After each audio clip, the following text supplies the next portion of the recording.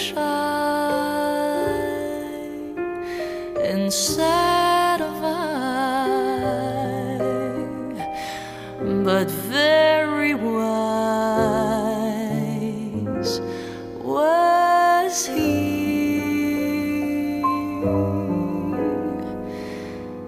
And then one day, one magic day, he passed my way, and while we spoke of many things, fools and kings, this he said: